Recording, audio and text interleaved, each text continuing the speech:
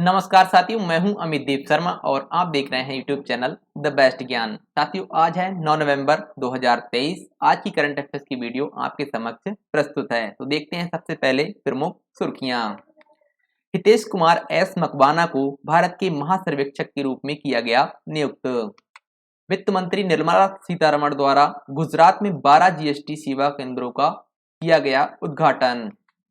जारी 5वें राज्य खाद्य सुरक्षा सूचकांक 2022-23 में शीर्ष पर रहा केरल। आवास एवं शहरी कार्य मंत्रालय द्वारा शुरू किया गया स्वच्छ दिवाली शुभ दिवाली अभियान। तमिलनाडु सरकार ने प्रोजेक्ट डॉल्फिन शुरू करने का आदेश किया जारी। 8 नवंबर को मनाया गया विश्व रेडियोग्राफी दिवस। वनडे विश्व कप के इतिहास में सबसे तेज दोहरा शतक लगाने वाले खिलाड़ी बने ऑस्ट्रेलिया के ग्लेन मैक्सवेल। मैक्स वर्स्टपन ने जीता ब्राजीलियन ग्रैंड प्रिक्स 2023 का खिताब। आर वैशाली बनी फिडे ग्रैंड स्वेट शतरंज प्रतियोगिता जीतने वाली पहली भारतीय महिला शतरंज खिलाड़ी। आईसीसी द्वारा जारी वनडे रैंकिंग में शीर्ष बल्लेबाज रहे भारतीय बल्लेबाज शुभमन गिल। साथियों, अब देख लेते हैं सुर्खियों से बनने वाले प्रमुख प्रश्नों को। तो पहला प्रश्न है, भारत के महासर्वेक्षक के रूप में हाल ही में किसे नियुक्त किया गया है? तो सही उत्तर होगा ऑप्शन ए, हितेश कुमार मकवाना। तो आईएएस अधिकारी हितेश कुमार एस मकवाना को भारतीय सर्वेक्षण विभाग के महासर्वेक्षक के रूप में नियुक्त किया गया है। वह तमिलनाडु कैडर के 1995 बैच के आईएएस अधिकारी हैं। अब बात करें अगर भारतीय सर्वेक्षण विभाग की, तो इसका गठन होता है 1967 में और मुख्यालय देहरादून उत्तराखंड में है। अगला प्रश्न है, गुजरात में किसके द्वारा 12 जीएसटी सेवा केंद्रों का उद्घाटन किया गया? तो सही उत्तर होगा ऑप्शन बी, निर्मला सीतारमण। तो केंद्रीय वित्त मंत्री निर्मला सीतारमण द्वारा गुजरात के वापी में 12 जीएसटी सेवा केंद्रों का उद्घाटन किया गया है। इसके अलावा मेरा बिल मेरा अधिकार योजना में प्रतिभागियों को मान्यता भी दी गई। अब बात करें अगर जीएसटी की, तो जीएसटी भारत में कब लागू हुआ? तिथि थी 1 जुलाई 2017। जीएसटी किस देश के मॉडल पर आधारित है? तो भारत का जो जीएसटी है वह कनाडा देश के मॉडल पर आधारित है। भारत में जीएसटी की दरें आपसे पूछ ले तो 5 दरें हैं कुल, जिनमें 0%, 5%, 12%, 18% और 28% हैं। जीएसटी किस संविधान संशोधन के तहत लागू हुआ? तो यह 101वां संविधान संशोधन था और 122वां संविधान संशोधन विधेयक था।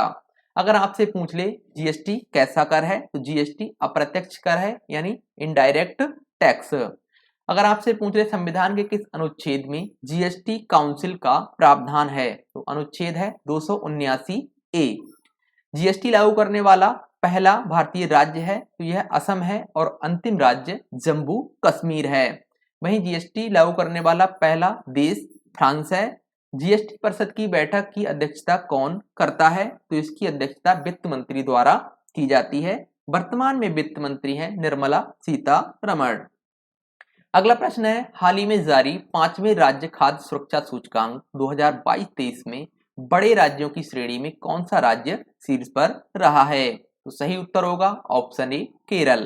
तो फसाई द्वारा जारी 5वें राज्य खाद्य सुरक्षा सूचकांक 2022-23 में बड़े राज्यों की श्रेणी में केरल शीर्ष पर रहा है। अब देख लेते हैं सूचकांक का विवरण। साथियों, जो सूचकांक है ये 3 श्रेणियों में जारी किया गया है, जिनमें केंद्र शासित प्रदेश, बड़े राज्य और छोटे राज्य शामिल हैं। तो श्रेणी पहली जो है केंद्र शासित प्रदेश में शीर्ष पर रहा है जम्मू और कश्मीर, दूसरे स्थान पर है दिल्ली और तीसरे स्थान पर है चंडीगढ़। वहीं बड़े राज्यों की श्रेणी में केरल पहले स्थान पर है, दूसरे स्थान पर है पंजाब और तीसरे स्थान पर है तमिलनाडु। छोटे राज्यों की श्रेणी में गोवा पहले स्थान पर है, मणिपुर दूसरे स्थान पर है, वहीं सिक्किम जो है वह तीसरे स्थान पर है। अब बात करें अगर फसाई की, तो फसाई की फुल फॉर्म होती है food safety and standards of India. साथियों, यहाँ पर फूड जो है वो गलत लिखा हुआ है, तो इसे आप FOOD पढ़ें। अगर इसकी स्थापना आपसे पूछ ले तो 5 सितंबर 2008 को होती है। मुख्यालय नई दिल्ली में है। चेयरपर्सन है सुधांश पंत और MD एंड CEO आपसे अगर पूछ लें तो वर्तमान में है गांधी कमलाबी राव।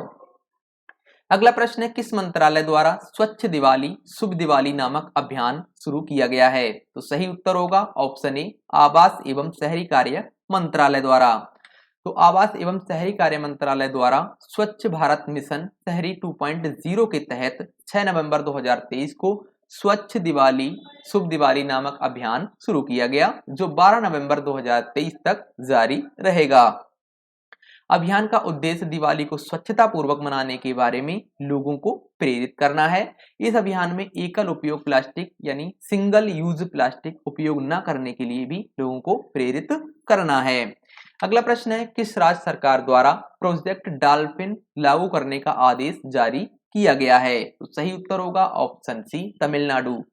तो तमिलनाडु सरकार द्वारा प्रोजेक्ट डॉल्फिन लागू करने का आदेश जारी किया गया है। इसे भारत सरकार के वन्य जीव आवास कार्यक्रम के एकीकृत विकास के तहत लागू किया जाएगा। इस प्रोजेक्ट के लिए 60% राशि केंद्र सरकार तथा शेष राशि राज्य सरकार वहन करेगी।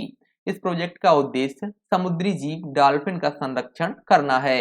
अब अगर आपसे पूछ ले तमिलनाडु के बारे में, तो राजधानी है इसकी चेन्नई, राज्यपाल हैं RN रवि और मुख्यमंत्री हैं MK स्टालिन।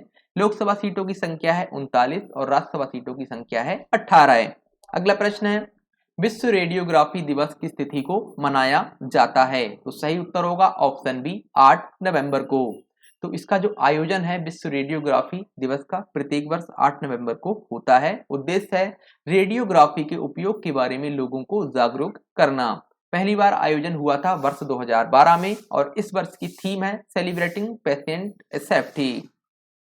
अगला प्रश्न है, वनडे विश्व कप में सबसे तेज दोहरा शतक लगाने वाले बल्लेबाज ग्लेन मैक्सवेल बने हैं, वह किस देश के हैं? तो सही उत्तर होगा ऑप्शन डी, ऑस्ट्रेलिया।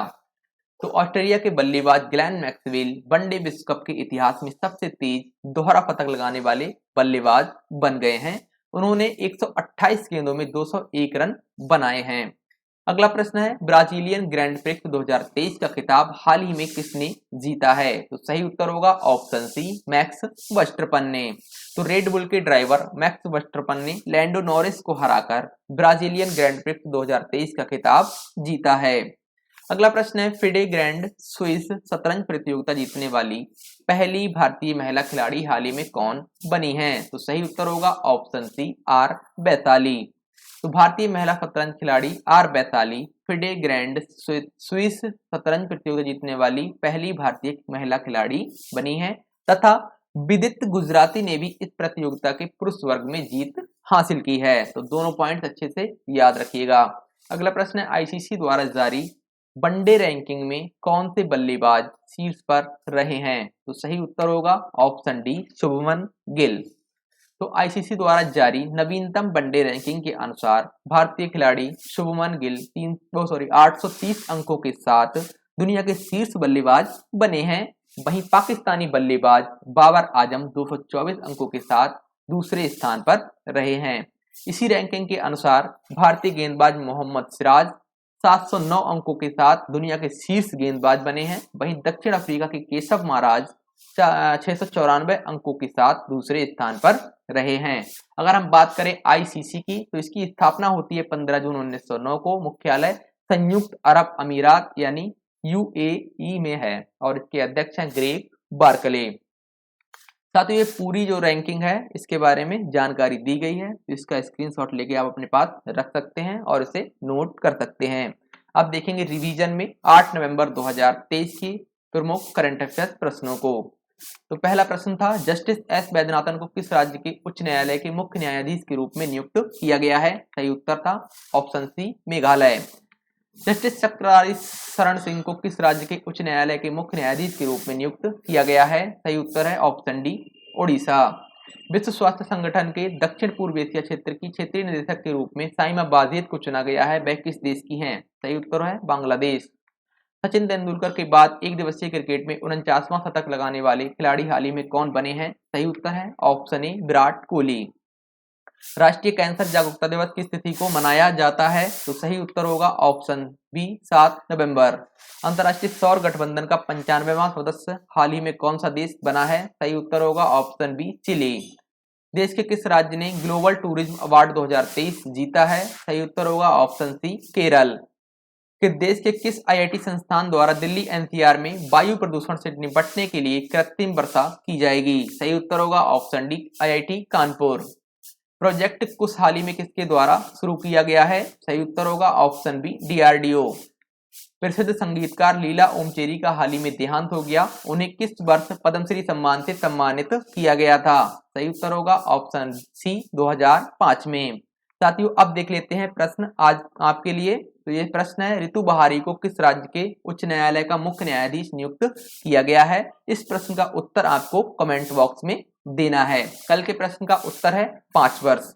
साथियों वीडियो आपको कैसा लगा है इसके बारे में हमें कमेंट में जरूर बताएं, और अच्छा लगा हो तो वीडियो को लाइक कर दें और अपने साथियों के साथ शेयर जरूर करें। बाकी अगर आपका कोई और सुझाव है तो उसे आप कमेंट कर सकते हैं। तो मिलेंगे नेक्स्ट वीडियो में, तब तक के लिए धन्यवाद। जय हिंद।